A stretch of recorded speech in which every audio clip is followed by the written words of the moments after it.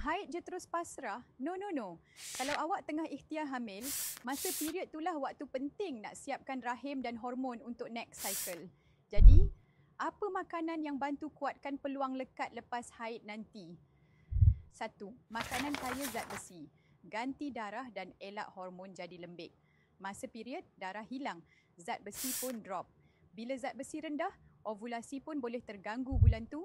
Makan ni, buah delima beserta biji, daging merah rebus, bayam, brokoli, pucuk manis, kacang dal, biji chia, tip power, ambil bersama buah tinggi vitamin C, contoh jambu, kiwi, oren, supaya zat besi lebih serap. 2. Makanan kaya magnesium.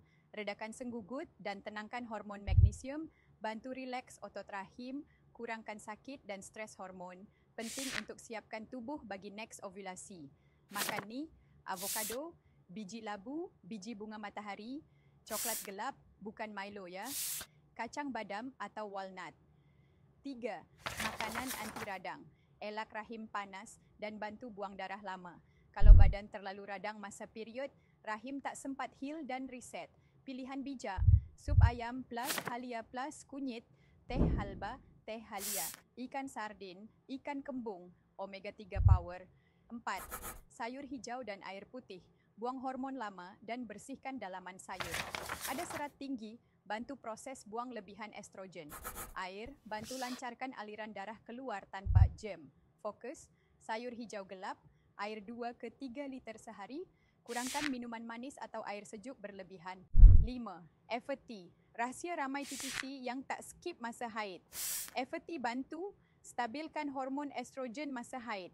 Kukuhkan rahim dari awal kitaran. Cukupkan nutrien penting macam folat, zinc dan B6. Minum setiap pagi sebelum sarapan, walaupun tengah period. Kalau nak next cycle lebih subur, kita kena mula dari hari pertama period. Reset hormon, pulihkan rahim dan siapkan badan untuk terima rezeki. Komen saya tengah ikhtiar. Kalau awak pun tengah jaga makan masa haid, dan jangan lupa follow untuk konten TTC, hormon dan pemakanan wanita yang padu, ringan dan buat awak rasa masih ada harapan.